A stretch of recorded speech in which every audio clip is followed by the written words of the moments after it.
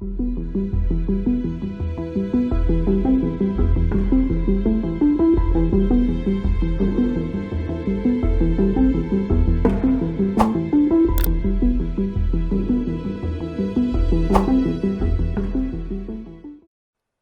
était venue pour Colline d'appeler sa mère. Ses messages oraux lui indiquaient qu'elle pouvait la joindre à n'importe quelle heure. « Étrange, observa-t-elle. D'habitude, je dois toujours l'interpeller entre 19 et 20 heures. » Au bout de quelques sonneries, elle décrocha. « Bonsoir, maman. »« Bonsoir, » dit-elle avec son ton habituellement calme. Jeanne Bourillon ne haussait jamais le timbre de sa voix. Pourtant, par les mots qu'elle employait, elle avait le don de vous énerver. Ce n'est jamais possible de tenir une conversation avec elle. Dans la plupart des situations, pour elle, il se trouve qu'elle a raison. Colline la laissait toujours parler. Ce soir, devant Kilian, ce fut à nouveau le cas. « Aileen va bien ?»« Oui, elle se porte bien. » À chaque fois, la conversation s'arrêtait là. Elle ne lui donnait aucun détail sur l'évolution de son enfant. Quand elle partait en vacances avec la petite, Colline l'ignorait. Elle ne recevait même pas une carte postale. Elle ne possédait aucun souvenir, aucune photo. Quand elle reprochait à sa mère de ne rien lui dire, celle-ci lui répondait toujours qu'elle ne l'empêchait jamais de poser des questions. Encore fallait-il qu'elle puisse la joindre. Son téléphone fixe était souvent en panne. Quand Colline essayait de se renseigner sur sa fille, elle entendait souvent sa mère soupirer. Les conversations ne duraient pas plus de 5 minutes. La plupart du temps, c'est Jeanne qui y mettait fin. Mais aujourd'hui, c'était différent. C'est elle qui continuait la conversation. Cela ne présageait rien de bon. « Tu as reçu mes messages ? Je ne pouvais pas les éviter. Tu aurais pu faire attention hier. » « Comment ça ? Aileen t'a vu ? Elle regarde la télévision ? Là n'est pas le problème. J'ai laissé sans le vouloir, quelques secondes, le téléviseur allumé. Mais tout de même, cela a perturbé la petite de te trouver sur l'écran. Je ne choisis pas les lieux où les criminels posent leurs cadavres, maman. Je sais bien, chérie. Je n'en doute pas. Je te crois. Mais tu aurais pu faire attention de ne pas passer sous les caméras des médias. Une nouvelle fois, tu n'as pas pensé aux conséquences psychologiques pour Aileen. Elle a fait de nombreux cauchemars la nuit dernière. Jeanne Bourillon était une championne pour culpabiliser sa fille. Si elle n'avait pas laissé la télévision allumée par inadvertance, elle n'aurait jamais eu cette discussion. « Viens-tu nous voir samedi avec Mathieu ?» demanda sa mère. « Non. »« Pardon ?»« J'ai quitté Mathieu, » se lança Colline. « Tu plaisantes, j'espère. »« Non. De toute façon, je n'étais plus heureuse. Écoute-moi, dans tous les couples, on rencontre des hauts et des bas. Tu ne peux pas te séparer de Mathieu dans une période si tumultueuse. Tu songes à Aileen ? Elle le connaît depuis sa naissance, et du jour au lendemain, tu décides de couper ce lien, dit-elle en gardant toujours son ton neutre. Il pourra continuer de la voir. Non, je m'y oppose formellement, rétorqua-t-elle cette fois avec autorité.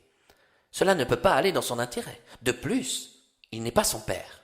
Arrête de me conseiller alors. Tu juges et contrôles toujours tout à ma place, s'emporta Colline.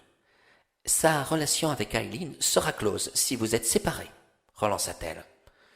Cela risque d'être très dur pour elle. Elle s'était construit un lien fort avec Mathieu. Pourquoi t'y opposer dans ce cas ? Vous ne serez plus ensemble. Cela change tout. Tu ne peux pas m'imposer de rester avec une personne que je n'aime plus et qui ne me respecte pas. Écoute, ma puce, nous remettrons cette conversation à plus tard. Je vais préparer Aileen à cette nouvelle situation. Tu as effectué ton choix et je le respecte. Toutefois, réfléchis quand même. J'accepterai que tu reviennes sur ta décision. Est-ce que je peux discuter avec ma fille ? Elle dort pour le moment. Je vais m'apprêter à lui donner son dîner. Elle te rappellera une autre fois. Quand Jeanne raccrocha, des larmes finirent par couler sur le visage de Colline. Quand pourrait-elle parler à sa fille ? Est-ce que sa mère a conscience de la souffrance dont elle lui fait subir ? À écouter ma mère, je dois continuer à vivre avec Mathieu, dans l'intérêt d'Aileen. Ce n'est pas grave si je suis si malheureuse, ajouta-t-elle en regardant Kilian. Tu lui as tout dit ? Avais-je le choix ? Lui as-tu parlé de moi ? Non, pas encore. As-tu pu au moins discuter avec ta fille ? Non, ce sont toujours les mêmes excuses. Soit elle dort, ou elle se trouve dans son bain. Elle joue et n'a pas envie d'être dérangée. Je devais la voir samedi. Finalement, je ne pourrais même pas partager quelques heures à ses côtés.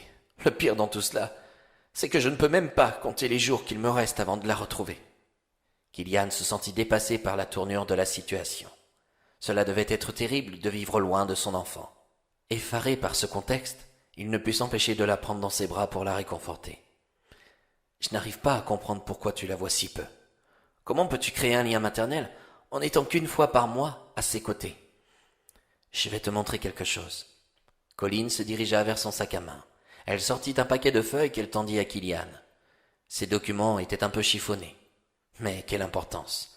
Cela ne changera rien à ce que l'on pense d'elle. C'est le dernier rapport qui suit la situation de ma fille, avoua-t-elle. Lis-le si ça peut t'aider à comprendre. J'espère que tu ne me jugeras pas pour autant. En parcourant ce compte rendu, écrit par un tribunal d'instance, Kylian crut rêver.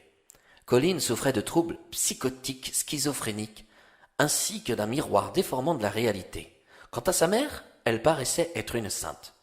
« Je te connais depuis trop peu, conclut-il. Je ne peux pas trancher.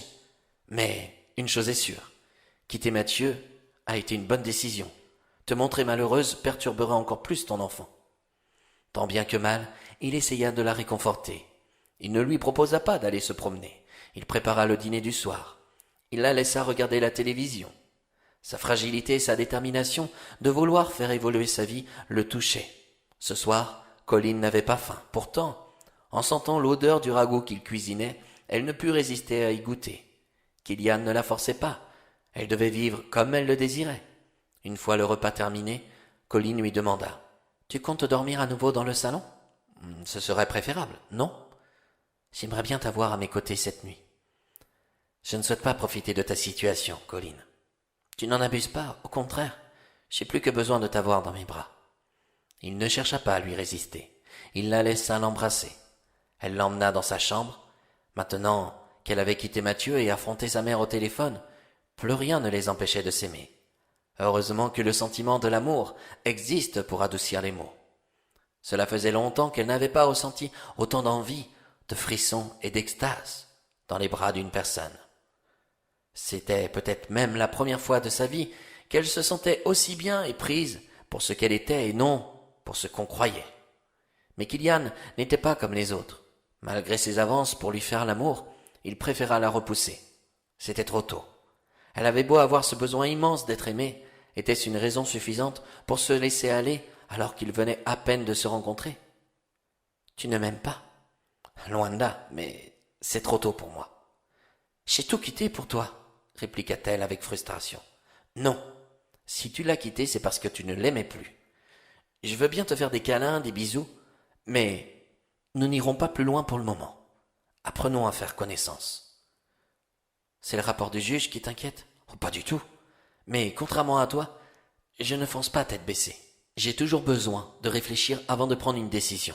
Et si tu m'aimes comme tu le dis, je pense que tu peux être capable d'attendre un peu, non ? Il n'avait pas tort. Sur l'instant, elle lui en voulut. Et puis, elle se laissa convaincre par ses paroles. Rien ne pressait. Il l'aimait. C'était le principal. Ils avaient toute la vie devant eux pour vivre pleinement leur histoire.